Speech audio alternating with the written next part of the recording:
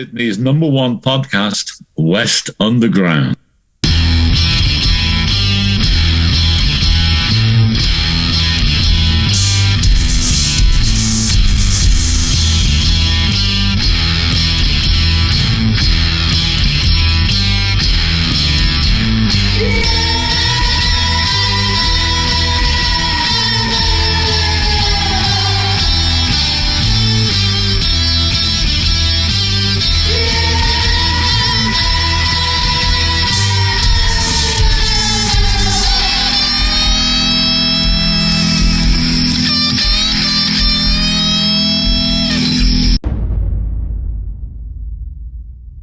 Hello, everybody, and welcome to West Underground. We've got my favourite comedian in, Lauren Bonner.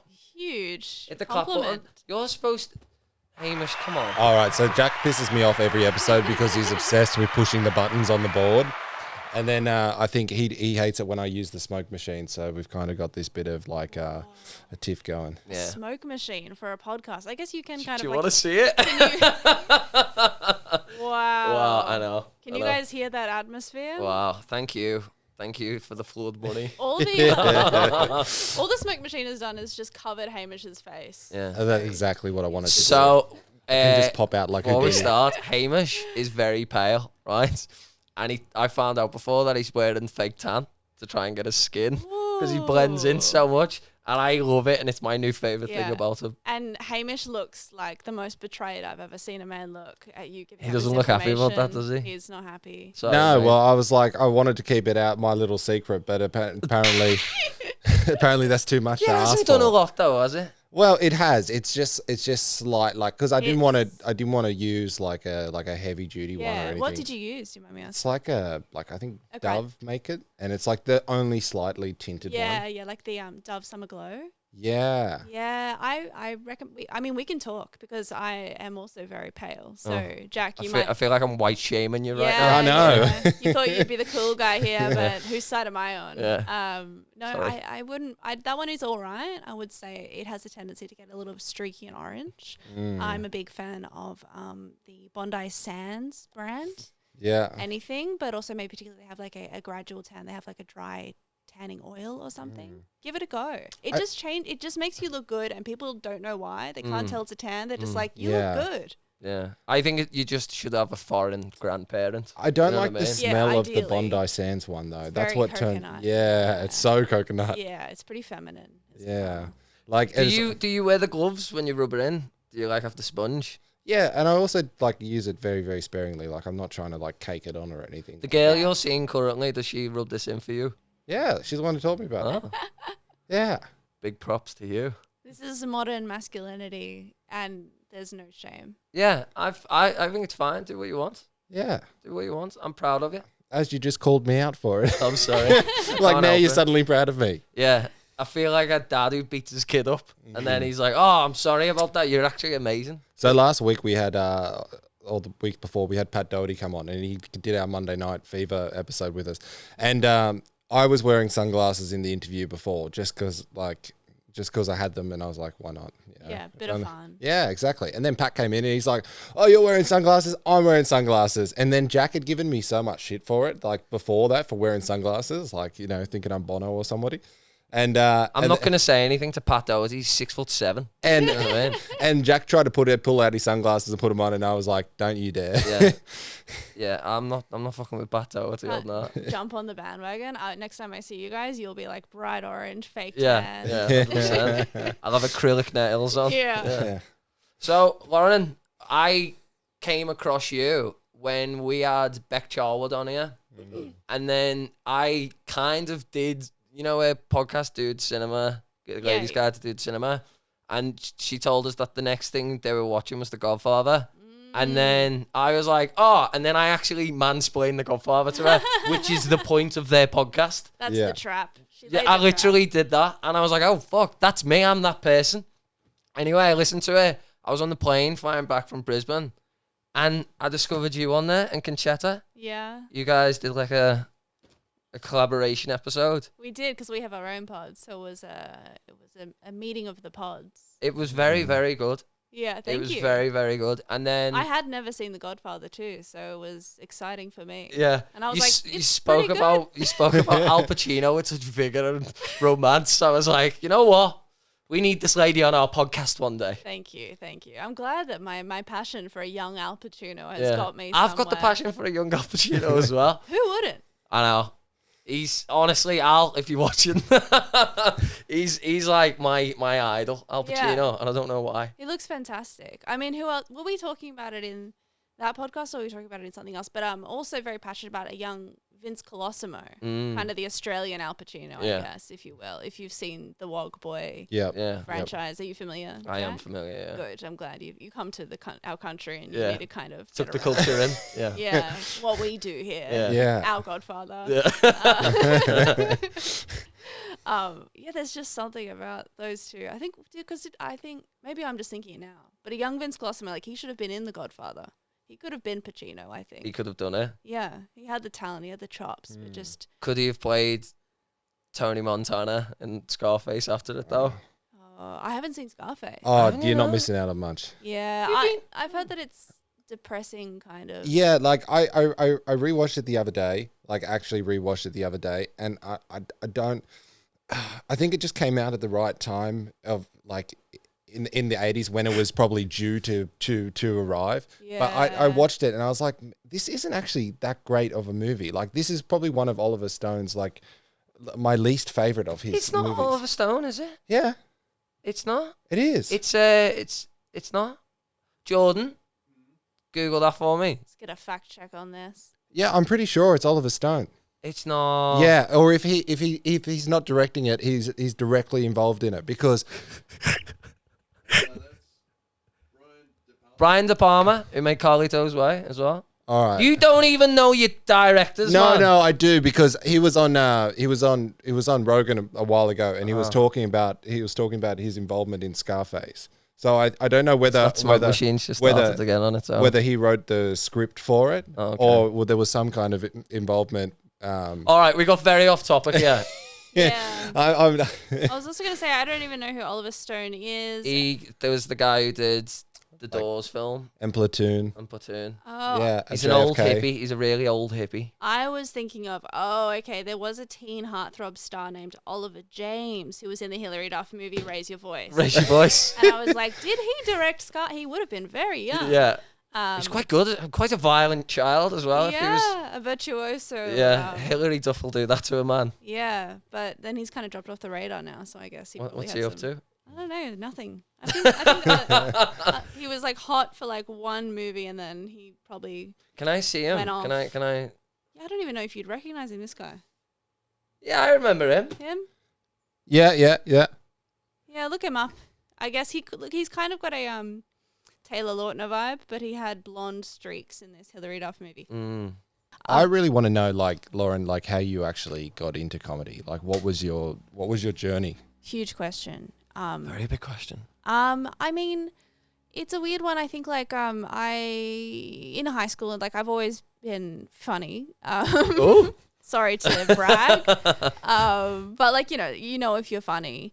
And but I didn't really start doing stand-up until, I mean, it's not late by any means, but I was probably 21 or something. I think 21, 22. Yep. Which is really young. But, you talk to some of these guys, and I say guys, specifically dudes, who are like, I remember learning about the art of comedy from the Joe Rogan podcast at age 17, and from that day forward it was my life. Like I was never like a stand-up diehard, but I was just the funny person in the group, and I loved performing, and I studied theater and stuff, and I think I really just like saw people like on TV like doing panel shows and being funny and stuff, and I was like, I could do that. And I was like, well, how do I do that? Like, I guess I'll like do comedy, because it's like the lowest bar to entry. You just have to go there and do it. It's like, how do you get on TV? And like to this day, I've been doing comedy for 7 years or something. I still don't know how to get on TV or to be one of those people who writes stuff for TV, because I was like, surely the people writing the funny stuff, they do comedy. They don't. So it's still a mystery, but now I am a stand-up comedian, and that is my fate. And a very good one as well. Thank you. Very good one. I don't know. I just started doing it, and then I feel like it's one of those things where like I started doing it, and then people started booking me for gigs, and I was like, well, this is what I'm doing now. Yeah. And yeah. So Was did it- you sorry, did you love any particular comedians? Because by the sounds of it, you've got into comedy because you're funny, not because you're like, fuck, Delirious by Eddie Murphy. No, not really. That seems to be the male Yeah. trope into it.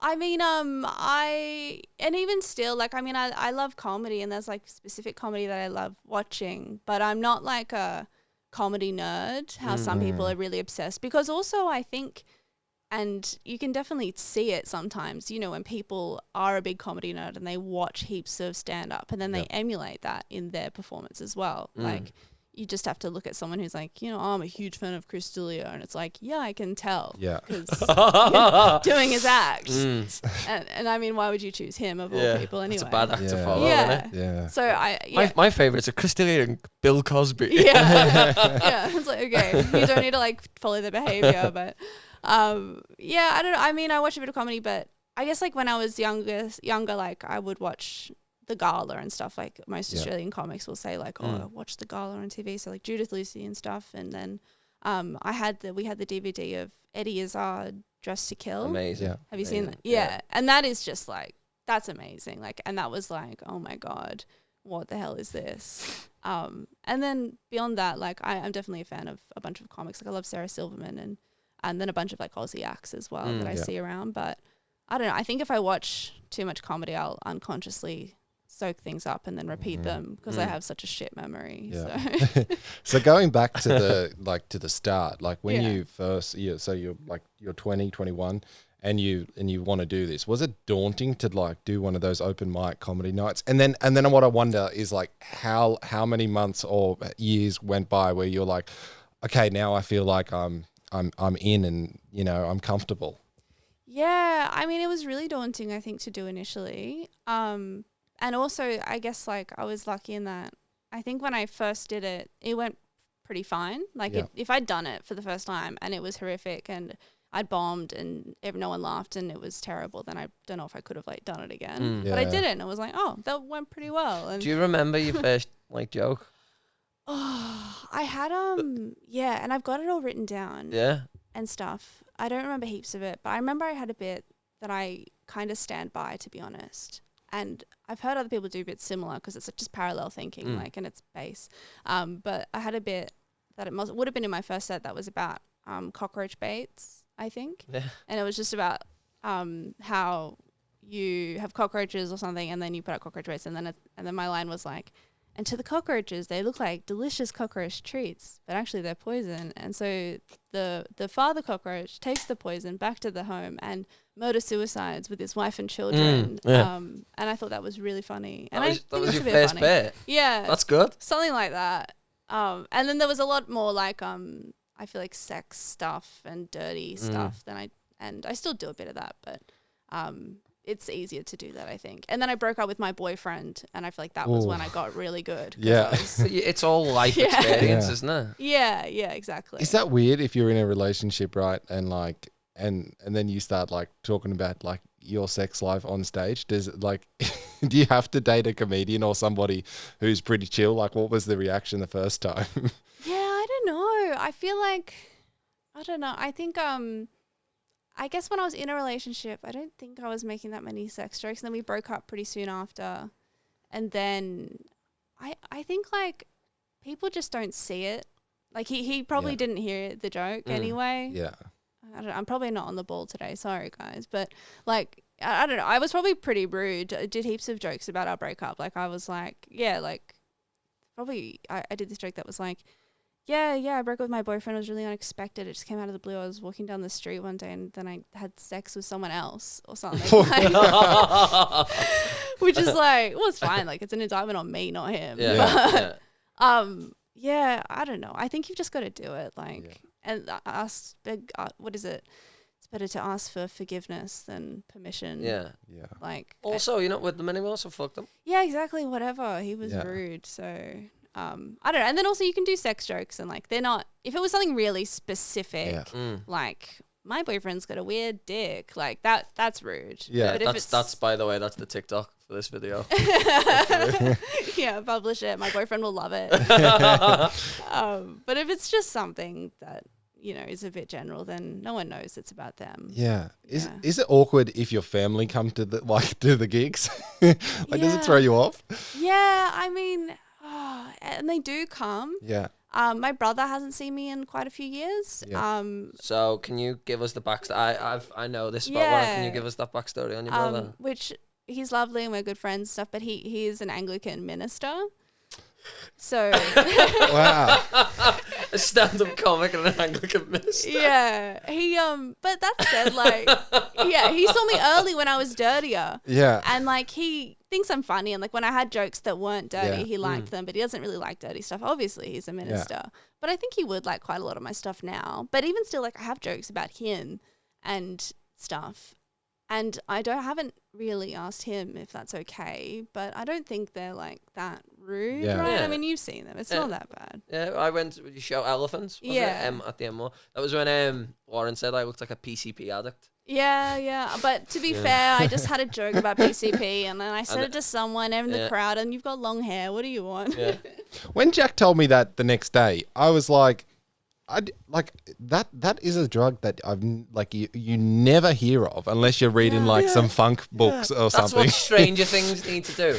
Forget Metallica and Kate Bush. They need PCP. They need to put that in the next season. Yeah, it's retro, and I still don't really know anything about it. So like, I think like, was it in Fear and Loathing in Las Vegas or something? I think they do PCP in that.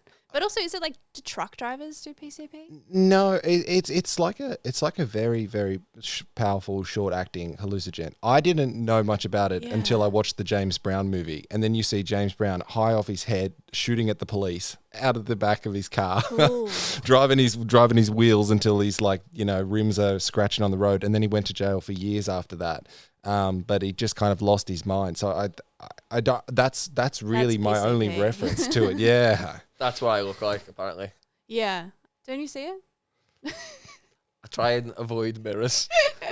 He's got that bit of like a little bit of a beard going at the moment. You look a bit Charles Manson-y. I always look like Charles Manson. My passport photo is fucking terrifying. It is. I do look like Charles Manson. Yeah, you do have the same haircut, but he was a musician as well. Also, Yeah. cult like So- following. So, Yeah. you know what I mean? Have you ever listened to Charles Manson's music? Yeah, and it's not bad. So- Yeah, exactly. That's what I Look at your thought. game, girl. Yeah, that is his not best bad. song, to be honest. Yeah. Because you listen to Look at Your Game Girl and you're like, this guy, he could have actually He been gets something. it. He gets it. Yeah. But you listen to a few of the others and it's like a bit silly. I don't know. But because he was friends with Brian Wilson and everything. Yeah. He Yeah. could have been in the Beach Boys. I'm really Imagine. What a impressed. different, Yeah. what a different world we live in now. He could have been anything. But Charles Manson didn't actually kill anyone himself. He just gave the orders. So Yeah. free him, in my opinion. No, don't. He's dead anyway. Did he die? He died, yeah. Yeah, a couple of years ago. Late review. Sorry, I'm sorry to very let you- impressed I'm with- sorry. I'm sorry I broke that to you like that. I'm very impressed with your We like. found out your- Charles Manson died on that Yeah. podcast. Shame. How do you know this? Because like I imagine, like, because for us, like we, like like other musicians and stuff have done covers of Charles Manson songs and things like that. Yeah, like Guns N' Roses did a cover of that's that song that you were just singing there. Yeah, Yeah. And but for you, Lauren, like you're a comedian, so it just shocks me that you'd like That I know know about that. that. I Yeah. mean, I have a bit of like a true crime thing, which Yeah. I'm, look at me, I'm a woman Yeah.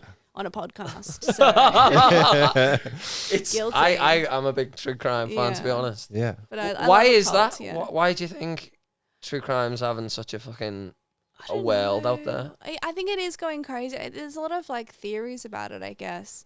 I mean, I think, and I'm not one of those people who, and I don't want to just say women because I mean everyone does it, but people like romanticize serial killers. Like it is gross when people are like, no, I could fix him. He's hot, but like, Yeah. that probably is a lot of it. Is women who like just have issues and are drawn to men with issues, and they think that it's intriguing, like a Ted Bundy. I seen this one about Manson, and some woman left her husband and her kids and married him. Yeah. I love the studio. Shout out Western Sydney. Yeah, and like left her family to marry him even though he was in jail. Oh yeah, Yeah. she was. So fucking weird. That's just And strange. his stepdad is Charlie Manson. Like he must. He's obviously a very charismatic guy because I think I did someone else's podcast that was like a crime podcast. And about Charles Manson. So I researched him. So that's why I know so much about him. But I think he was like a really like he had a lot of issues, but also I think he like he had a lot of issues. But he studied that book, How to Make Friends and Influence People. So like he like studied the art of manipulation and like he had a few issues. he had his issues. But he was also, the weird thing about him too is he was kind of like a government guinea pig as well. Like they were doing early Have you read tests. that book? The Tom, what's his name? He's got a book and it's about like Manson and the CIA, basically. Oh, really? Because he was. I can't remember the name. I'll send you the book actually. I mean, it's Very not good. surprising because he was incarcerated for most of his life. Yeah. From like age really young. He I was think like 12, 13. Yeah, 12. Just like he was in like a really crazy boarding school, and then he was in prison, and then he was out for like a few months, and he like started a cult, and like. Also, everything he had happened. that Napoleon complex, didn't he? He was a short king, Yeah, short man syndrome. Yeah, It but kills. literally. there was like, because Charles, this is a weird piece of knowledge that I found out not too long ago, but Charles Manson and the Unabomber were part of the same LSD trials that the CIA were doing at the time. I know about the Unabomber one. I didn't know. Oh, actually, yeah. Like Yeah. MK Ultra MK Ultra. era. Yeah, so like when they were trying to see if it could be used as some kind of like mind control or like manipulation over people, they would just dosing them up day after day after day and seeing how they reacted. And then both of those guys kind of came out and committed world atrocities. Yeah. Wow. Fun fact. Fucking American government. Isn't it crazy? Jeez. Like, this is the stuff we do know as well. Imagine Yeah. all the stuff we don't know. Well, you know the JFK files. They're not going to release them for another 75 years. Really. Yeah. What went on? What happened? What happened with that bullet? It's so hard because I'm so torn between being like, oh, the conspiracy of this and that, but then also being like, but I know that like governments are incompetent. So Yeah. it's giving them a lot of credit to Yeah, say that they 100%. could The orchestrate 9/11. anti-vax thing, right, Yeah. is a funny one, right? Because you constantly told do not trust your governments, right? Yeah. Because they've done shady shit, right? They've always done shady It's like, shit. yeah, like I don't trust them, but we should get the vaccine. But exactly, and I'm the same. I got it. Yeah, I'm and like, then my not mate was wrong. like, "But you don't trust the government," and I was like, "I know, but I want to go to the pub." Yeah, pretty much. That's what it comes down to Mm. with everything in life. Yeah, this was the first time too where like I saw the government change their tune a little bit, like because you know back like you could go back 5 years ago, right, and the government would tell you to do something, and then like the you know everyone was like, oh, shut up, you know, like this is the wrong, you know, everyone would have the anti-opinion to the government, but this time they suddenly got behind the media thing, and it was like, no, if you're not getting it, you're stupid, you know. Yeah. Yeah, it was a very weird thing to watch.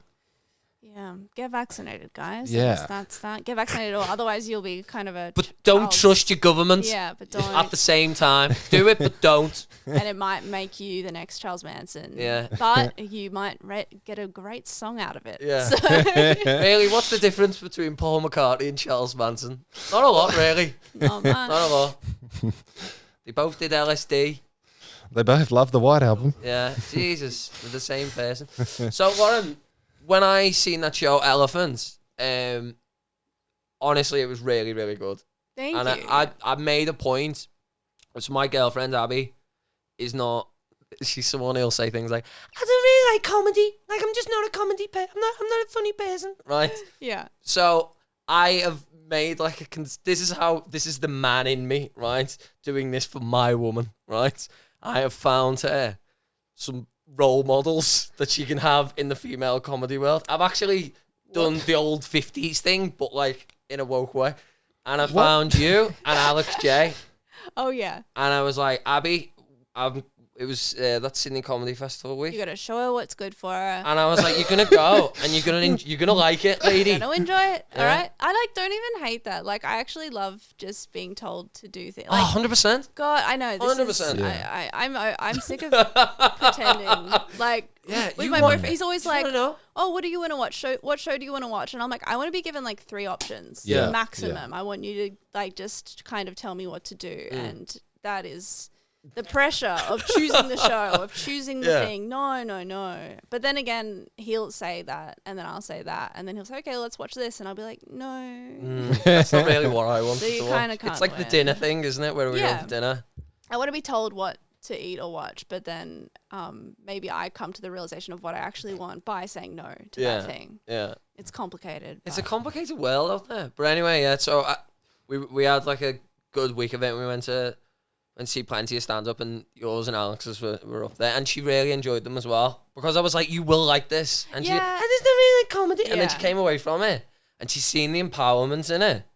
I'm surprised she hasn't left me since, and she's I think she's now a fan, and I think that's really cool. Yeah, you got to see it live. Like, I like comedy and I know it, and so I understand like how to watch it and everything. But if you watch a special on Netflix or something, you might laugh out loud like 3 times and be like, yeah.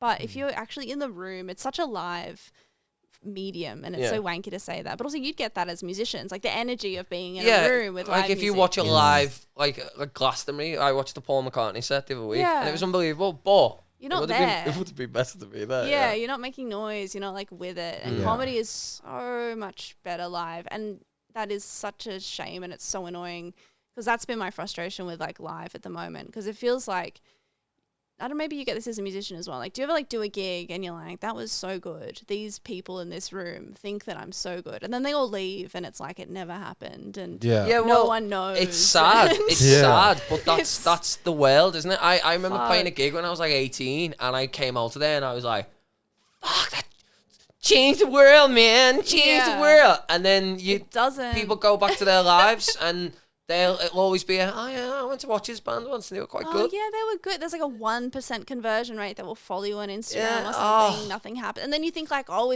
if the person that needed to see it was in the room then maybe, just maybe. But that's always the thing as well.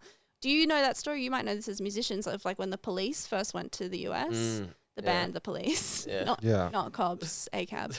But when the Police first went to the US, didn't they like tour everywhere? And then they played this gig, and all of the gigs had like 2 people in them, and they were shit. But then one night there was like 3 people at the gig, and they just played their hearts out. But one of the people in that room was like the biggest music writer in America, and then they broke in the US. So that's always like the inspiring speech. Yeah, I think by the end of the tour, they were in like in arenas, and they're the number one by the end of the tour, which is fucking insane. Because it was like, there were only a few people in the room, but they were the right people. So you never know.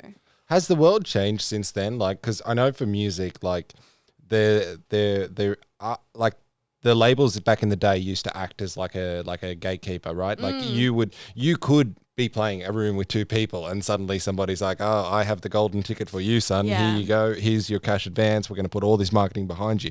Now it's kind of like, how many numbers do you have? You know, like, what are your numbers? Yes, all social. You have to be an influencer now for anything. I mean, and then also, again, it's like Australia. Like, what is the golden ticket in this country anyway? And so, like, it's all going to happen for you. You're going to present a segment on a primetime dying light entertainment show on a mainstream channel of TV that no one is watching. Yeah.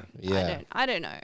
I think Australia is the only country where I think you need to like fuck off to become anything. Like, you know what I mean? You've got to just go overseas and make other people like you overseas, and then you come back to Australia and they're like, we better like you now because they all love you. Yeah. Such a content for local talent in this country, and such in the industry. Like, if there are gatekeepers, they're also not as powerful, I think, with social media now anyway. But I don't even know if that's such a good thing, because that's just annoying now. It's like, fucking hell, like, because I can get the gatekeepers to like me. Like, I'm a pretty girl who's good at comedy, and I'm like, like, that's nice. That should have been good enough.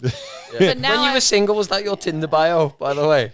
Because that would be a winning Tinder bio. Good. Maybe, but I don't know. That would have been good. There's always next time. Next time, After you said your boyfriend's got a weird dick, I think it might be. It might be over, and he doesn't. That was an example. That was oh my god. It's okay. You can't bring that up out of context. You know what? I was listening to Billy Darcy's podcast, Get Around Me, and Will Gibbon, and they were talking about that, how like Australia shits on its talent. Yeah. And even they were talking about like the Hot 100 on Triple J, and it's like Kendrick Lamar won it the other year. There's and like Kendrick Lamar doesn't give a shit about that. Yeah. And whereas if they actually supported the Aussie music scene, how like careers can be changed by it. You know what I mean? Anyway, it's a strange market, Australia. It is strange, but hopefully, I mean, we keep saying hopefully it's changing, and I mean, there is good things about the advent of like being able to produce your own stuff. But it is annoying to have to be a writer, producer, performer, and then put so much time. Yeah, entrepreneur, and then I don't know. And then the live thing, like doing stuff on TikTok that's funny and doing live stand-up comedy are two very different things.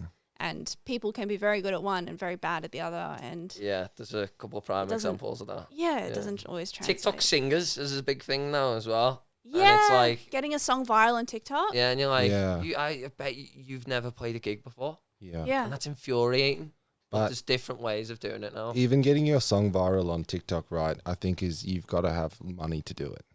Like, or extremely lucky, because anything to just get picked up, like things can just get picked up, but it's like not usually organic. It's usually very specifically created by some huge company. By the way, we're getting a TikTok jar in here for every time you mention TikTok. We put $5 in it. Why? I'm gonna pay for the Christmas night out. All right. Every time you touch the button, we'll also do the same thing. Let me touch things. Oh no, Jesus. Let me. How many nights a week are you doing shows? It varies greatly. I had a bit of a break after festivals, and I had another break because I was. You've been very, very busy this year, though. Burnt out. We've been trying to do this for like. Oh my god, I 9 months. know. That's why I was like, I'm sorry, because also it's like in Australia anyway. If you're doing the festivals, so April is the Melbourne Comedy Festival. Usually before that is Brisbane, but now it's after. But it's like right before the comedy festival, you're just going crazy working at your show, and then you're in Melbourne for the whole month. And then I came back for a week, and then I was in Brisbane for a week, and then I came back to Sydney, and then I had my Sydney shows. And then I think that was it. I can't remember. But like that kind of 3-month period is just like a black hole. And then you guys hit me up, I think, like right before then, and I was like, yeah, maybe I can't. I don't know. Like I wasn't even doing my own podcast at the time. Yeah, that was so funny. You're like, I'd love to, but like I haven't done my own podcast for 2 weeks, and I was like, do your podcast first. And then it's always better in person as well. Anyway, so I didn't want to do it when I was away. And then my boyfriend had COVID, and then I didn't have COVID, but I was like, I might have COVID. So we're here now. We're here. Beautiful. Finally. It's happened. God. I'm bloody glad it's happened. Can I ask just a question that was going back to what you're talking about before with the gatekeepers of comedy thing? Has the generation just above you changed much? Like the Friendly Geordies, the Isaac Butterfields, because they just seem to have come out on YouTube and then rise to I think Isaac Butterfield's nearly got 1 million people now on his YouTube. Like, it's insane. And Friendly Geordies gets hundreds of thousands of views per video and is literally changing our government. Yeah, I mean, it's hard. I mean, Jordan Shanks, I mean, that's Friendly Geordies. Because I've been around for not heaps long. Yeah. But, I mean, Friendly Geordies, he went to my uni and he was a bit older than me. But I remember when he was running around kind of doing a bit of uni comedy stuff as well, but he was never really a stand-up, never really a live performer. He did some live shows, but not really.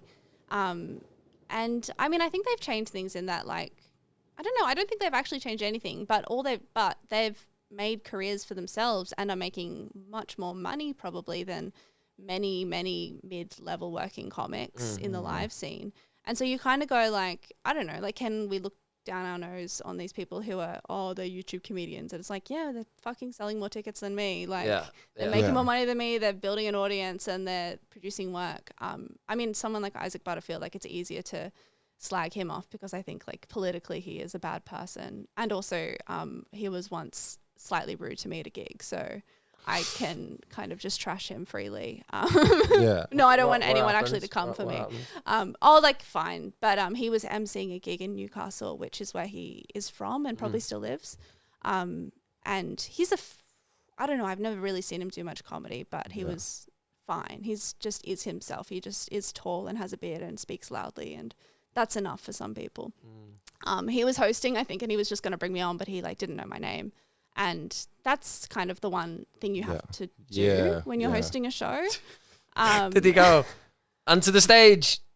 Yeah. Enjoy. Is that what he did? Well, no, that would be what you do when you do just genuinely forget and you're a normal person. And it's fine. You do forget sometimes. You're you just don't know people's names and you go oh shit, you feel really bad. And you're put your hands together. He goes, I don't even remember your name. What's your name? And I was like, Lauren. And it just makes the audience think you're a piece of shit. Yeah. And it is such a funny thing that whenever that happens to me, it only ever happens to the woman on the lineup and not any of the dudes. And isn't that interesting?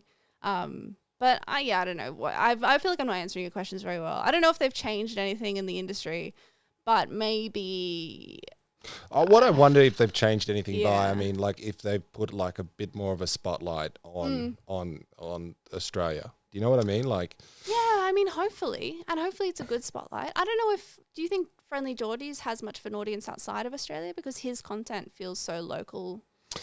I think he does, because I think what people go to Friendly Geordie's channel for is if they want an insight on how Australia kind of works and is operating. And because I see a lot of people comment from like Canada and the UK and things like that as outsiders. I'd never heard of it until I moved to Australia. Yeah, I don't know, because he's very Oz politics. But I think his audience is probably like, I don't know, like smart people at uni maybe. Yeah, maybe. And then he's, I don't know. I think as well. But what about Neil? I mean, I think Neil probably has a pretty Australian audience as well. Yeah. But Neil is someone who, it's like, you can't, and there's like, when I say like some people are not good at live and they're good at this and that, like I'm never like slagging off. Neil's been doing comedy longer than me, and like he's at gigs every week and he's a good comic. And he's just someone who's like, just made a career for himself, because in Australia, like, you're not going to get put on TV if you're not an old white man. So I don't know. I think it's like, it's a smart way to do things. And you do wonder, like, I did Melbourne Comedy Festival this year, and it's like, well, should I maybe have devoted that energy to TikTok instead? Would that have been more productive? Possibly. Like, yes, I'm a better stand-up comedian now, but does that even matter? Why don't you do both though? Like, why don't you just take a camera like this, or and then just you set them up and kind of record your sets? Yeah, and I do. I'm on TikTok and I'm trying to post stuff more often. But also, that's what I've been wondering, and maybe listeners at home can write in and let me know, because I don't know whether to post like all of my good material. Like, does it burn that material? I think it's burnt when you post it. Yeah, and you can't just generate, like, a good bit takes a while to learn and write. This is not like a dig at you, right? So I'd seen the bit about your brother being a priest, right? I'd seen that video. And then you said it. So what was your impression of that? When I heard it, I went, I know this bit. Yeah. And I went, and it's like, if I released an EP, right? And then released an album and the EP songs were on the album.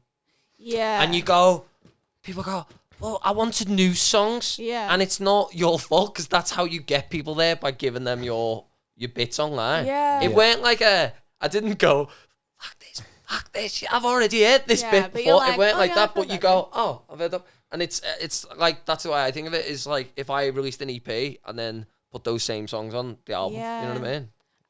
That's the thing as well, I'm on the other side of the, you know what I mean? I'm on the other side of the fence here, because I think for like, as Jack's just said, you reached Jack on Instagram, right? Your reels popped up, and then out of that, he's then come to your gig to see you. Yeah. So I think even he's already there.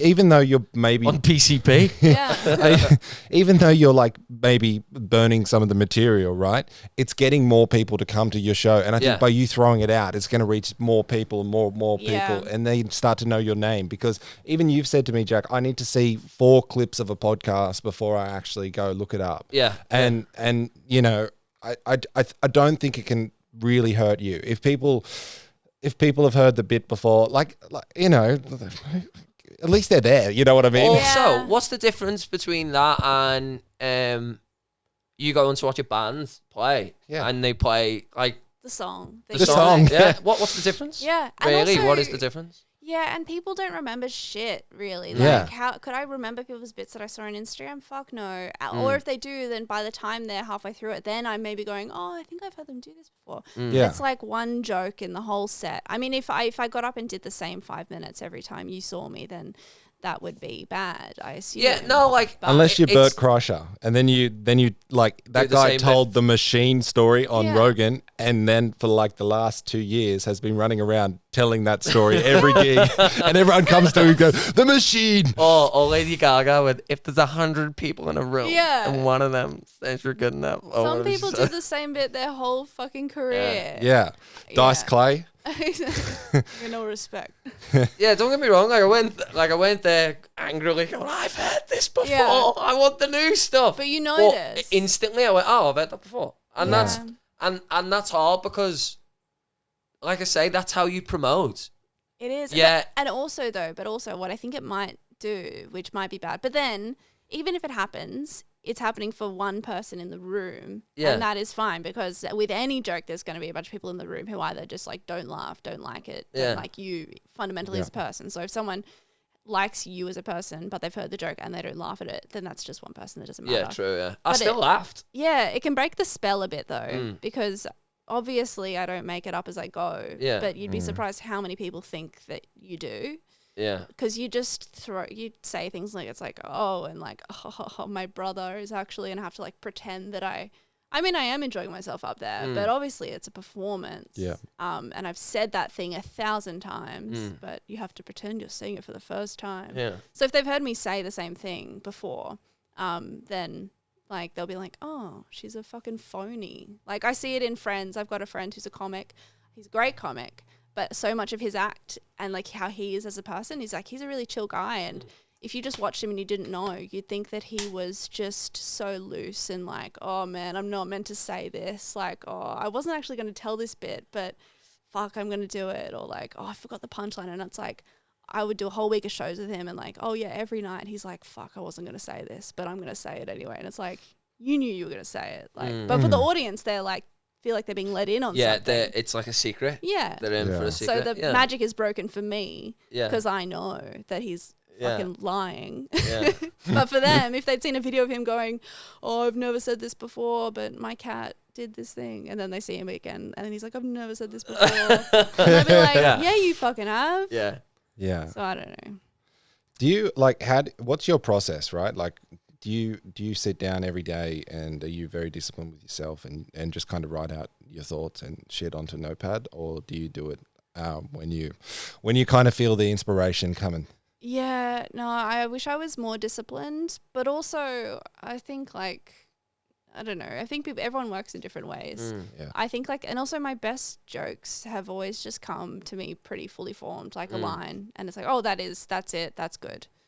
If I feel like if you have to sit down and like work at it too hard, it's never as good as if you just kind of let the idea sit in your head for a few days and come to it when it's ready. But maybe that is me just being lazy. I think creativity's like that though. You can't. We've just wrote a song this week, and there's a verse in it that my bass player Paul. Hi Paul, well done. You're very talented. He literally just went, oh yeah, this is the verse, and it's unbelievable, right? Yeah, and it's good and it's done. The rest of the song, months we've spent trying to get the word and right and all that. I think you've got to be just in that mood, and then things will just happen for you. Yeah. If you grind it out, you end up with not great stuff, I feel. Yeah, and it's got to be genuine. And by the time a joke is really good and I've done it 100 times, then the wording of it is pretty succinct and I know how I'm going to say it. But I feel like when a joke is pretty new, I would rather work on it on stage and just tell it a few times, and then the way I say things changes. And I say something one night and I'm like, oh, that was good how I said that. Yeah. And then I say it again a different way and I'm like, that wasn't as good how I said it that Yeah. way. Yeah. But it's got to be natural because, yeah, like I said, the audience needs to think that it's the first time you're ever Yeah, saying and it. it's the timing aspect. How long was your set that I seen? Just under an Elephant? hour. So that's like a festival show. Like, So for you to get that together, is that you going to the club and being? yeah. Oh, yeah. No, it's just like, just to get another hour together, I'm like, am I going to? Oh. Yeah. Going to the club. Yeah. Going to the club, and just ironing it out, and then building an hour. Bit of both. Yeah. For like, yeah, there's kind of, with a festival show, people often have a bit more of a story, Yeah. a bit more of a through line or a theme or something, and in an hour you have more trust from people, so you can say a longer story that doesn't have as many laughs. And so the show you saw as well, like, and I don't want to make myself sound unfunny, my worst nightmare, because a lot of people do festival shows that, you know, and they're more theatre than comedy, and there's a bit of comedy through it, but there's definitely more theatre, and like that's cool. But my show was like very stand-uppy, but there were long bits in there that were just about like my grandma dying, and it's funny because you've seen me for 15 minutes. I feel bad. You know me. I can't look you in the eye. I'm laughing about that, but yeah, but it's like, you know me, and you know that I'm funny, and then you like, you know, you want to kind of take a breath and just hear a story for a second, and so you can hear things. But I can't work on that stuff in a 5-minute spot at a comedy club, and I've tried. You just get up at a 7-minute spot, and you're like, tell your opening joke, get a laugh, and you're like, okay, you guys are on board. So anyway, last year my grandma died, and they're just like, oh, too much, too soon. Yeah. To deal with that event, that horrible event, traumatic event, and to make something funny out of it is incredible. It's fucking incredible. Thank you. It really is. I mean, that's the aim, but... And everyone in that room has lost somebody. Yeah. And you're seeing how you've dealt with literally the stages of grief to get to that point and then make something funny out of it. It's honestly really, really good. Really good. Thank you. Yeah, well, that's the nice thing about doing an hour show. It's because I did have lots of stuff in that show that was just jokes that I've been working on, but there were definitely long bits in there that I'd really sat down and just done writing. And even to come to things like I just wrote lots of stuff that was not even trying to be comedy and pages, and then out of that I kind of lift bits here and there to kind of make it a thing, and that is a nonsensical explanation. So enjoy, but I don't know. I couldn't tell you how I just don't know how I did it, but it just came to me. Yeah, I've been doing it for a few years, but I don't think I'm like a long practicing artist who has their process locked down. I think I'm still working it out. It seems like just the process of like almost like farming, right? You Such a dubbo boy, isn't he? Yeah, like you're up on 900 acres. Yeah, and then you plant the seeds. Yeah, then you collect your harvest, and then you're just a process of refinement until you get white rice. Exactly. Yeah. Are you currently working on a new hour? I mean, hypothetically, because that's got to be very, very daunting. Yeah, I mean, I'm working on new material, and I think that's the first step. I don't know what a next hour would be. I mean, yeah, because it's good to have a bit of a story or something, or a theme that you want to do. I think what I did with my last hour as well was I just worked on my material, and then I had a bunch of material, and I was like, okay, well, what am I always coming back to here? And it's these things, and what's the story that I think I have? It's like, well, my grandma's stuff. And so I think I've just got to work on my material for a while, and then you have a bunch of material, and then you go, well, what's this all about? And then think, can I make a show out of this? So yeah, I've still got a bit of time to do that. I just had an idea, like this is just food for thought, but like if you write your new hour, right? Like while you're doing that and you're still going out and doing gigs, could you like film all your old hour, right? And then start like chopping that down and using that as your social content. So you're not burning it? Yeah, that is very smart to do. And that is ideally I think what I was thinking about doing, because it's like then you've got a new hour that you're touring, and then you've got all this material that has been burned by being in a previous show, so you can share it online, and that's the promotion. I think that's like the good thing about having like a bank of material behind you. But yeah, I mean, and I have some good filmed sets and stuff, and I'm cutting them up slowly and dripping them out. But then there's also the thing of like, well, if you release material online and then I mean, God forbid that, sorry, edit this. Like if you put things online, then you burn it for stage, but also maybe if down the line you got booked for something that was filmed, like a film set, like a Just for Laughs or something, will they be like, we don't want you to use any material that you've put online? And then you're like, oh no, I've only got my shit new jokes that I'm working on, and I don't know. I think they'd want that's it. That's not interesting. Maybe just I think they'd want it, because if that's the bit that, for example, the machine story. Yeah. People want to see him tell that machine story. Yeah, but so it's like I feel like with Just for Laughs, they'd be like, oh no, yeah, we want you to do that bit. Yeah, you never know. Because they're not going to trust the fact that if you can get all this material together, that is your hour now, and then be like, oh, we want you to come on, but do brand new jokes. Yeah, it's Because that's harder, surely. Or you can also just like delete the TikTok and Yeah. no one would know about it because it's a TikTok, not a cultural movement. Do you also like think too, like sometimes like when I've been thrown under the bus by like a situation like that where it's like, okay, I've had to play like a show in the past, and you're just on short notice and you've maybe had to learn like a bunch of songs, right? And it's that pressure in that period of time that is like, it's a pressure cooker, and when you actually do it, you're so stressed, you're so like, there's all this momentum built up to it, and usually because you're so worried about it, it's usually fucking amazing, and you do it at the end of it and you're like, oh. So I'm just wondering, would that pressure probably be a good thing in a way? Do you deal with like pressure like that? Like, is pressure create a diamond for you? Well, and then it's also with like say the festivals and stuff. It's like, yeah, you like, okay, I'm gonna do a show in the festival and it's booked in and you've got a name and it's on the website. Then it's like, well, then you're gonna have a show because you know you're gonna have to stand up there for an hour and do something. Yeah. So that has worked in the past. And all that said, like I am still new in the scheme of things. Like I've only done 2 rounds of the festivals, and your first show you do is like all the material you've worked on for your whole comedy life, and it's years of working, and you do a culmination of all your material, and then after that you're like, okay, now write a whole new show in just 1 year. And so I was like, fuck, that seems impossible. Yeah, second album syndrome. Yeah, exactly that. And then it's like, oh well, the dates are booked and you're going to do it, so you rise to the occasion. So yeah. Hopefully. I don't, because normally there's like, you would do a fringe festival show, which is usually in October, November this year, and that's like a rough hour.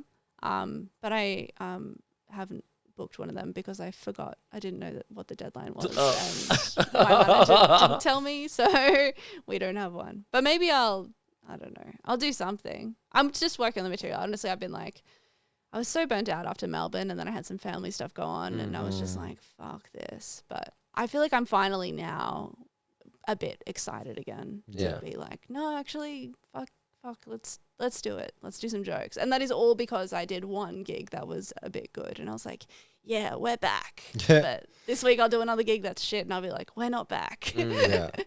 Confidence is such a fleeting thing, isn't it? Yeah. It all depends on that 7 minutes. We played a gig in Brisbane the other week, and I was like, I think I might be done with this. Like, 10 years, I'm done with this. You just do like 2 shit gigs in a row, and you're like, this is it. This is it. I think I'm retired. I'm Eddie Murphy in this shit. I'm done. This is it. And then we played one in Canberra last week, and it was really good. And I went, oh, the fire is back. We can achieve anything.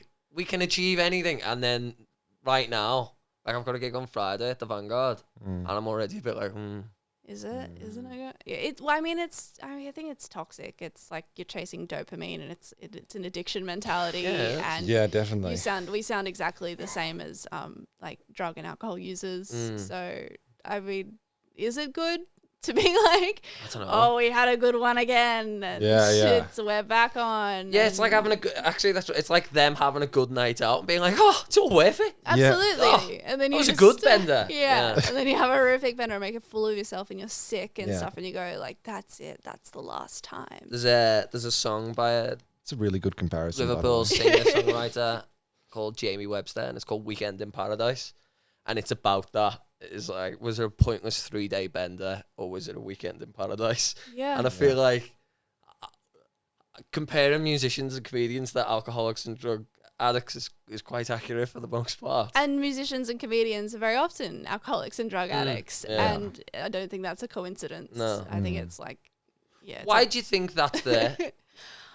Is it the love thing? Yeah, it's the kind of person who's trying to fill a hole in their life and kind of chasing approval and dopamine, like literally, like the rush you get from performing. I've thought about that too, and maybe as musicians you get it too. Like, I wonder what the long-term mental effect of performing night after night is, because it's like, you know, on a normal week, if I'm gearing up for a festival, I'm doing gigs like 5 times a week. So 5 times a week, I'm getting that adrenaline rush through my body, that dopamine surge in my brain of like claps and laughs. and that kind of being flooded with all those chemicals, and then you come off stage and then you wake up the next day. And I can tell you if you like. I've just read a big study. So they did a study on like on performers and their lifetime. So if you're a performer, whether you're a musician, comedian, even like theater actors as well, like your chances of having a heart attack at like 60 are way higher because you're just because you're going out there every night and like and there's that sudden like rush of adrenaline that's coming over your body. So there's like a but it's like going on a roller coaster 4 times a week. Exactly, you know? Right. Yeah. Chemically. An emotional roller coaster as well. Yeah. And that's why like some performers like drop dead on stage because it's like it's too much. But it's hard. It's hard as well, like especially being like not drinking at all, just socially if you're at a gig and stuff, and drinks are always free as well. Culturally, this is the thing. You get paid in exposure and booze. Yeah, you get free drinks. And then it fucking sucks as well to do the gig and everyone just gets free drinks. And it's like, okay, well, I don't drink, so what do I get? And then you got to buy a soda water because it's not the tap beer and you get charged $4 or something. And it's like, fucking hell. Like, that should be free. I'm performing at your venue. Oh, isn't it? Oh, man, I've paid $4 for soda water. I've regretted it because you never know what you're going to get. Yeah, yeah. Because you order soda water and then sometimes they're like, yeah, don't worry about it. But then sometimes they're like $5. And I'm like, well, I would have got a Coke if I'd known. Yeah. God, I would have got a real Carry your drink. car keys. Oh, so you can be like, I'm the designated driver. I can't drink any alcohol. And I think there's a loophole where venues actually have to give you like a soft drink if you are a designated driver. Wouldn't they just give you tap water, which is what I normally would drink anyway? Maybe. No, I think there was an incentive at one point to like stop people from drinking, so you can bring up that little loophole to. I'll look into this. Yeah, yeah. I do love to get people on a technicality. Yeah. That is Gotcha. Landlords, real estate, especially, but a bar as well. That was like, yeah, I've got a friend who's like that as well. We were at a bar and she was like, do you guys have any food? And they're like, no, sorry, we've finished serving food. And she was like, huh, but you're serving alcohol? And they're like, yeah. And she was like, and you don't have any bar snacks like chips or nuts available? And I was like, oh, she's quoting the RSA handbook. She's quoting the RSA handbook. It's like, legally you do have to actually serve food. So So I'll have some snacks, please. So I'm going to get some nuts from you, please. Yeah, I've got to do that. But anyway, yeah, it's fucked. And I think, yeah, people our age don't realize that it's a problem because it's okay for us at this age. Like, I don't know. Yeah, I know a few people who like don't drink because they realize they had a problem, but I do not know many people at all who realize they've got a problem with drinking. And I've realized they have a problem with drinking. Yeah, yeah. Don't get me wrong. Yeah, I'm aware of. Yeah, well, I mean that's the first step. What can very easily happen, and I've been in those rooms as well, but for different reasons. Again, the musician code. And yeah, it's I don't know. It's just you kind of look at like I'm 26, like I say, I've had enough nights out to go. That was a good night out. And gigging sober is so much better. Yeah, you can't. I don't know how they do it. That was like watching.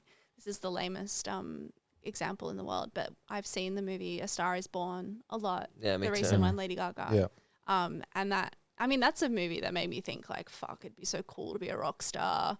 Comedy is so lame. Like just the opening scene where he's like playing in that arena and like, cause sorry to drop this so late in the pod, but like I play guitar as well. Oh wow. Yeah, I haven't for many. I mean, I still got one. I haven't played it in a while, but like I grew up like playing. Not in bands ever, but yeah, like that is like that's way so cool. cooler to me. I can't play a guitar. Really? I can't play a guitar. No, it's not hard. Just learn it. So is acoustic guitar your thing? Or? Yeah. I mean, I've got an electric in my mum's garage. It's not very good. It's just a Cort. Whatever. Just a mid-rate $500 guitar. If we give you a guitar now, can you play us something? We don't have to put it in. Yeah, like I could play like, some chords for you. But. Is it in tune? What were we even saying? But no, it'd be so much cooler to be a musician than. Oh yeah, no, yeah. How he plays in that movie. He plays. They get so drunk and then they still play a gig, and they're like, ugh, and I'm like, I have no idea how you do it. Yeah, like. Oh, it's very. It's very out of tune. I mean. The only 2 songs I ever remember are like Wish You Were Here by Pink Floyd and like Taylor by Jack Johnson. Nice. Yeah. Nice. Oh wait, no, Banana Pancakes. Yeah. They're like, oh yeah.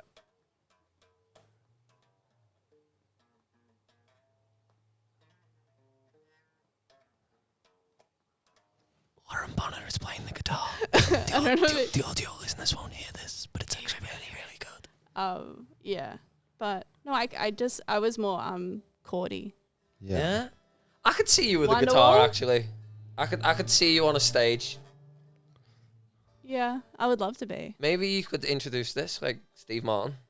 Yeah, I was like wondering how I could integrate music, but I don't know because I could never sing in front of a crowd. And Can you sing? No, like I mean alone, but no, not really. So scary. I would way rather get in front of a bunch of people and tell them my deepest, darkest secrets and fears and That's often what I do when I sing. Which is what I do. Yeah. Why don't you just do that? Just pick up your guitar, walk on there and tell, and like just strum your guitar in time with you telling everybody you're not going to sing, but I just want to do this. And like just that little story about, your deepest, darkest secrets. Yeah, I would. Yeah. Hey guys, I'm actually deeply afraid of failure. And I think I probably will fail. So, but Bear with me. bear with me. We're on a journey. Yeah. Next song.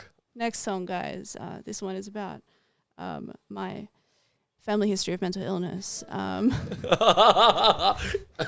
This is what my set is like anyway, isn't it? Yeah, pretty much. Very depressing. You can't write happy songs. So, A Star Is Born.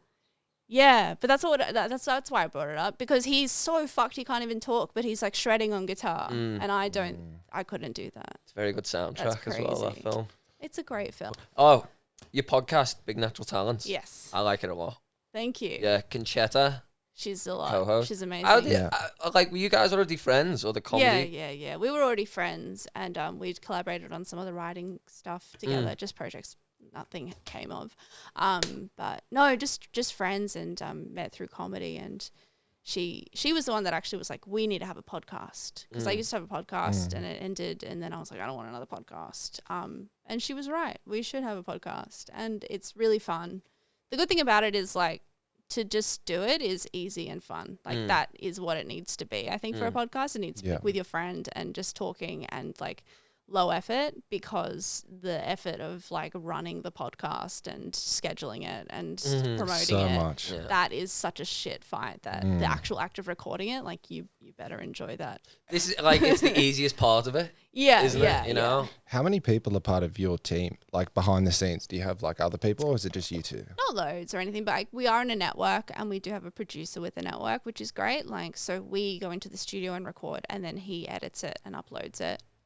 But we like write the descriptions and the titles, and we do video as well. Isn't that a fun job, writing the descriptions? Oh, God, and no one probably fucking reads it. Oh yeah, it's like, Jack, I need a description for that episode. And I go, oh. It's always the night before, and we're like, yeah. Speaking of, 10 like, minutes we before. haven't written the ones for this week, so thanks for the reminder. That look on your face for the audio listeners, Lauren just got this look of dread come It'll across take her face. 5 minutes anyway. But you and just then think about it. we used to do video. We do clips and stuff for socials, and I would do them. But again, like, it's so like, it takes hours to clip all the video, especially if it's an hour recording. It's such a big file. So we just started paying someone to do that, and to see how that goes, just to have the consistency, which is cool. But it means that we're probably like, because we don't make much money from the podcast, like she's probably going to make more money than us from the podcast, which is fine, just to be like, okay, let's see how this goes, to just take that off our plates. Yeah. I have no idea. I feel like I'm the busiest fucking person in the world who does nothing. I'm like, do I have a job? I No. know that Do I have children? No. Yeah. But at the same time, I'm like, I don't have time to edit the thing. Like, I don't know. What am I doing? Like, setting my bread maker to automatically make bread. So do you do the artwork and stuff yourselves? I did the artwork. Yeah. I've seen some of your arts. Like, I've seen just the ones you've posted on Instagram. Yeah. Very good artist. Very good. Better than you. Just fonts and whatnot. After the fake tan thing before. Hamish is just gonna beat me up soon. Yeah, Sorry, it's mate. just I love you. attention. You're amazing. Yeah, well, I was like, you didn't even notice I had a fake tan, so I was like, Does he look like he's got I'm fake tan that on? good. He doesn't. No. But that's the thing, because then you'd notice if you didn't. Yeah. Because you go, are you okay? Yeah. I get to wear makeup. That's the ultimate gift as a woman. Yeah. I mean, you can wear makeup too, really, but socially it would be harder. Yeah. Have you ever worn eyeliner? No. I did on stage for a little bit, and my missus went, "No." Who do you think you are? No. Yeah, it would be big. You could almost pull it off though, because you're quite dark. Yeah. Yeah. Yeah. Can't say that. Do it. I mean, don't.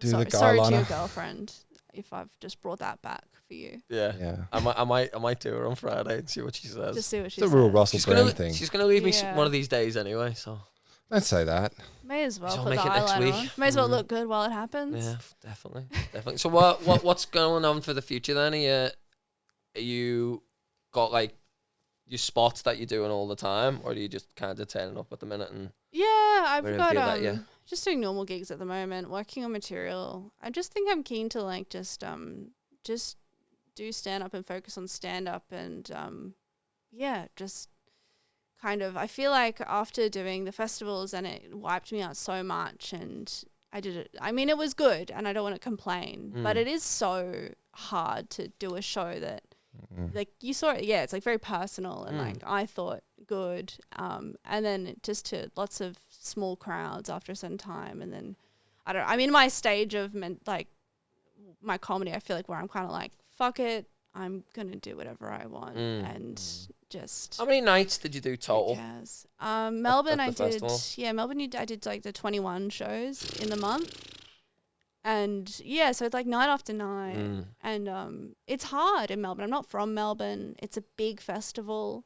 And the festival themselves, they push certain people. And I'm not one of those people. And my room was like very small. You know what I think about like Yeah. quite often?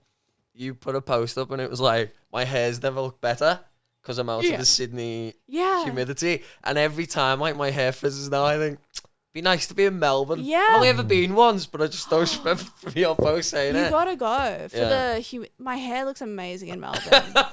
It's like a different person in It Melbourne. really Yeah. is. I can relate to that. Have you been? Yeah, Do you know? yeah. Yeah. It's Yeah. so You had good. straight hair when you went to And- Melbourne. And I like the weather better in Melbourne because it just it just suits me better. I think. Well, it can be too cold, I think, but at least is it less rainy? I feel like Sydney's been fucked. You kind of can't. Yeah. I don't- Someone was explaining to me that Sydney gets all of its rain in a very, very short amount of time, but Melbourne gets its rain like spread over across the year. But it's the same amount of rain But there at least and it's here. like normal levels, not drenching and Yeah. can't leave the house. Yeah. I don't know. I love Sydney, really. I'm from here. Melbourne is... Every time I'm in Melbourne, I'm always in the city, I think, which is what kind of mars my experience of it as well. Because I'm like, yuck. Because I'm like in the CBD, there's dirt everywhere. I've got like the black lung from the tram fumes. Like, I don't even know what I was saying, but Throwback disease, by the way. Yeah. Black lung.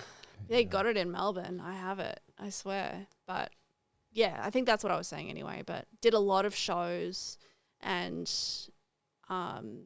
it's hard. And now I took a break and now I'm just wanting to do whatever I want. And I'm trying to do more writing as well. Actually, that's what I'm doing. I'm working on some cool little books with a publisher. Oh, really? Yeah. Some comedians are writing some stuff. Who's your publisher? They're called Some Kind Press. Okay. They're an indie publisher. They're Yeah. really cool. They do a lot of food stuff. I don't know. This isn't an official announce. It's not officially announced. I mean, it's not a big deal. Is either, it like but- an exclusive deal with them? My missus works in publishing. Oh, really? Yeah. Cool. Well, they're like a very small. They're like an Yeah, indie if you, press. If you want to get it over to So, her yeah, we'll let her know. But before it's, I'll tell her what to read as well. You need to read this one. have a read, Like, Lady. Yeah, Yeah. that's another thing I think in Australia, and comedy especially. Like, there really isn't that many places where you can publish something cool and funny, like an article or a magazine or something easily, or that isn't, on a website next to a recap of maths or a sponsored fucking nightmare post that's like, we trialed the new Skims range and it slayed so hard that we lost our minds. Those headlines. Yeah. That's like where you can publish writing as a comedian in Australia. So I think it's cool to try to do some more writing stuff as well. Can I ask what is the real percentage of female comics to male comics in Sydney? Oh God. Because it feels like any time I'm at a show, there may be one female on the lineup. Yeah, and I don't know if that's done as a... Well, it's a booking problem. Yeah. But there also are less women in comedy. Like you're just lying if you think that you could do a 50-50 lineup all the time. And also, I don't know, like the barrier for women in comedy is like there's a lot of different things. And like when I started comedy not even that long ago, it feels like there was even less women in comedy. But now in Sydney, there's actually a really good room that I'll shout out. I think it's every Sunday. It's called Yeah, the Girls. It's an all-female lineup show every Sunday. And like just by that room existing, I feel like there's so many more women who do comedy. Progress. Yeah, because there's like a non-scary, intimidating place for people to start. But yeah, I don't know. It's I think like, and I'm not blaming the women, but it sucks that a lot of gigs are very intimidating for a woman to be at alone, because it's like you do have to go to this shit gig and everyone there is a dude and you've seen them all post fucked up stuff on the internet before, and you know the guy that runs it is like a drug dealer and he has some interesting ideas, and you're in the city at nighttime by yourself and everyone keeps saying how important it is to have a drink with everyone and network, but it's like, oh, I'm a woman alone in the city, I'm not gonna have a drink with a bunch of 35-year-old men. We had that conversation with Beck Charwood when we had Beck on, and she said that, and it was something, because we take that for granted. Even like you coming here, I feel like I've got to be like, we're okay, you know. I made a joke about it when I came in, because I was like, oh, I've done it again. I keep like buying things on Facebook Marketplace or like even the podcast, like, because you guys are cool, and I knew you'd come to my show, and I was like, oh yeah, I met you and stuff, but I like forgot to like even like look you up much, to be honest, because I've had stuff going on, and then I just like drove here and I was like, oh, this is just your house, and I was like, oh fuck, I should have like done 1% research before I went to someone's house that I've really never met. No, but that's what I mean. Like, I am aware of that because it's like, oh yeah, come around here, we do a podcast. Get on the couch. You know what I mean? It's like so I was trying to be not like, because it's just different. You know what I mean? Can I tell you an interesting fact, Lauren? Yeah. You're the first like female guest we've had in this studio. Yeah. Like even from, you know, like a year or two ago when we were doing interviews and stuff in here with musicians, like we just like we wanted to get some like different people, and we'd ask some females and stuff, but it always just like never lined up or whatever happened. Yeah. So you're actually the first. So I'm the first one dumb enough to come out. Here at West Underground, we respect diversity. And hey guys, it's okay. But yeah, I think that's the thing. Like, I think women, like, they're less comfortable going to gigs, and that is no indictment on them. So it's like a bit of both, you know, like it's not, I feel like there are certain women who will be like, I don't get booked because I'm a woman. And I'm like, yeah, I don't see you at any gigs ever. So get out there and you got to do it. But I get why you're not out there. And also, like you said, you've tried to book women and they're not available. And I was so unavailable, like, because I'm a woman as well. And pretty quickly, like, I was like a woman and I was good enough. So people need a woman on the lineup. So I get called up and I get booked. And it's like a very different experience being a woman in comedy. Like, I don't ask for many gigs. I get asked to do gigs. And that's not saying that because I'm so good or something. It's just because, like, they need women on the lineup. And there would be plenty of dude comics who are way better than me and have been doing it way longer than me, but they are asking for every gig they get. And they're making themselves available to come on a podcast. Whereas I'm like, I'm busy, la la la. Like, yeah, I think it's like an attitude so thing. when I listened to Alex and Beck's podcast, and then I found your podcast through it, and it made me realize, like, other than, like, obviously my missus and I'm a very controlling mother, hearing female perspective is not, I've just never really had that in my life of, and like, it's crazy just to getting realize female that, perspective, isn't it? and it's weird, and like it's like I kind of feel like I felt shame listening to you, like the way you talk about men, and you know, like, and then you just think, like, we are awful people. Men are terrible. Men are fucking terrible. Not all men. Not all. No. Hashtag not all men. Not Hamish. But it's like, so I think it's important, and I said that to Hamish about with our like brand or whatever you want to call it, is we need to diversify. You know what I mean? I know, it and has to happen it's because so like, and it is like cringe to say that you feel yourself going like, Yeah. oh, like I don't want to say that we need to diversify, but it's like you do, and it is always better, isn't it? it's like, important Yeah. as well, in the sense And- that the conversations are different and everything. You it's know what more I mean? interesting. Yeah. Like I always think about, I listen to like some podcast about some study about something. Like I'm not gonna say that I read the Yeah. study like you did, but like even in like maths and like statistics and like pure mathematics, like when they tested like, okay, is it better to have these algorithms that we know are the best algorithms and the most effective and productive like way of solving? I can't explain this in a way because I don't understand the maths. Yeah. But say there's like an algorithm that is the most efficient algorithm. Yeah. Is it better to have 5 of the most efficient algorithms, or is it better to have like 5 less efficient but more different algorithms? And every time whenever they run, like it's just pure numbers, like the 5 different less efficient numbers like are more effective. And so it's like, yeah, actually you are better off having like a lineup that maybe isn't all, you know, totally amazing experienced acts, but you've got a few, and then you've got some people who are different, but they're not as good. Yeah. Or than you are, because they're going to like hit with other people in the audience, and it's going to be holistically a better show and podcast. And Yeah. yeah, The only thing I didn't want to do when Jack said that was like, you know, diversify. I was like, don't just like, let's not go ass willy nilly. Like, let's Yeah, you let's don't actually wanna- do our If we can get research and willy-nilly find to people come that on, we I'll be like. Like, happy. you know, that yeah, that like it's not it it's can't not be it's, tokenistic. it's not Yeah. it's not a Yeah. you know a by numbers thing, but it's Yeah. like don't just and that's why I looked at that Sydney Comedy Festival and I went, right, what can me and my missus go to? What's going to be an experience for us that we can enjoy together? Because I've taken it to like Comedy Untamed, and again, there was like I love what those guys do. There's one female on the bill. It was like, and what was it called? The girls, the comedy night. On the girls. Yeah. Like I'd like to go to that with her Yeah. because it's an experience for the two of us that we can both enjoy, not just Yeah. blokes all the time. And I think people are realizing that, especially I think in comedy and in Australia, because there's and maybe it's the same in music. So you guys, fun fact, but most of the people who buy the tickets are women, because it's the women who are getting their boyfriend to come to the show, or they're organizing the group of friends. It's mostly women who are actually purchasing tickets and making purchasing decisions. So I think like they're starting to reflect that a bit in the way that they promote people. Like the top selling performer for Melbourne was Ursula Carlson. And I think it has been for a few years, because she's like a woman and she's great, but she's kind of the kind of person that like boyfriends will get around and the girls also like. And yeah, I don't know. And like what you said, like about listening to something and being like, oh, I feel like I'm hearing like a woman's perspective. Fuck, I'm shit. But it's like, I think that's just media in general, because I've had the same thought as well. Well, me and my missus had a conversation last night or the other night, and it was about how the men in the world who are in charge of like TV, right?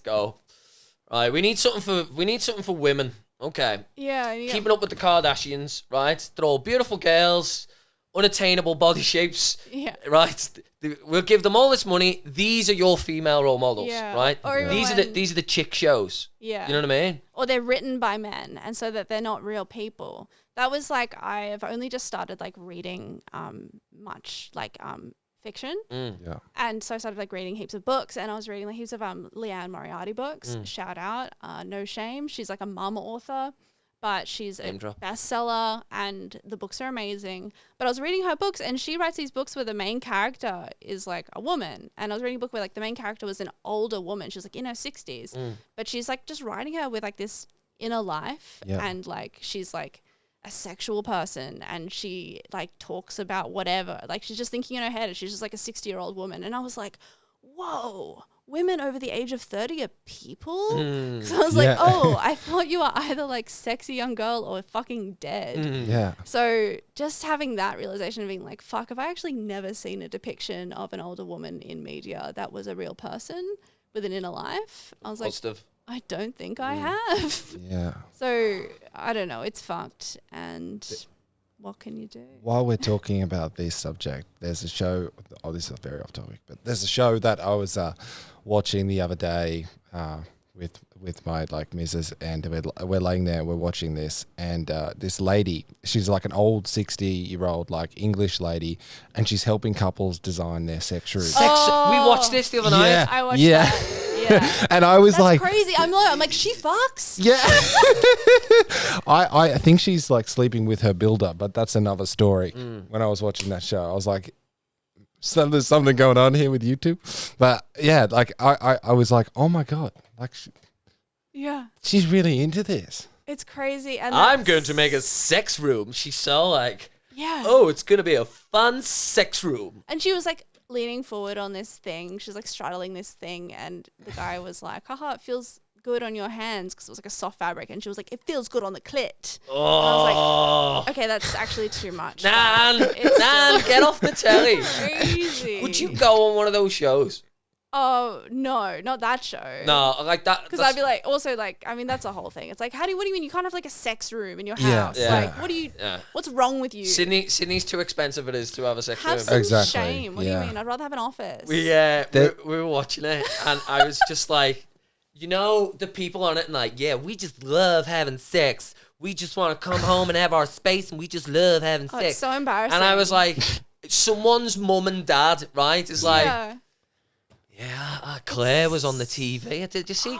Seen Claire on the TV the other night. She came across really well. She's like, oh yeah, I love getting pounded on this, and it's like, Jesus, why is this entertaining? Did you watch the one with there's a couple that and they've made an open relationship, and there's 7 people in this thing, and she's like, we all just want a room where we can all come up. And the old lady's like, what are you into? And she's like, I'm really into water play, which I didn't know was actually a thing until this. So they had to put a drain in the thing so they could all piss on her. Oh. Yeah, and I was like, how do you even get into that? You just don't need to admit that on TV. It's sex positivity. It's no, just keep it to your fucking self. Be sex positive at home, in your fucking home. At home, in your normal bedroom. Yeah. Under the sheets. Yeah. I just want to know, how you even get that fetish. How do you just, does somebody, piss on you by accident and you just like it? I can't wait to write the description for this episode. Oh, we've covered everything. I don't know. I feel like we've been. Is there anything else that we need to actually cover? No, I think we'll start to wrap up before we get on to some dark shit. Lauren, thank you so much for coming here. Thank you for being the first female brave enough. How do people get a pissing fetish? Anyway, on that note, that's the clip. That's another clip there. Weird dick, pissing fetish. What was the other one? I don't know. Then the Australian drinking culture. Yeah, it's all there. We have all shades. Good luck for the future in everything you do. Absolutely. I will come and support you as often as I can. Thank and you. say, I've heard that before. No, I'm kidding. Yeah, and I'll be thinking of you every time I post a clip. I'm like, fuck. Yeah, Jack. It's going to be room for Jack now. That one guy from England who does a podcast in fucking Western Sydney. There'll be room for that guy. I keep asking Jack to go to comedy gigs, and he just goes without me. That's brutal. I know, it's so mean. I've witnessed the beginning of a breakdown here. Yeah, in the this is the end. relationship. The fake tan, the rejection. Yeah. Oh, well. It was nice to be here for the end. Thank you, Lauren. Thank you to everyone who's watched and listened. The bit before when Lauren was talking and playing the guitar, we'll just put Jimi Hendrix over there. Yeah, that was actually me shredding, so. Tip your waiters.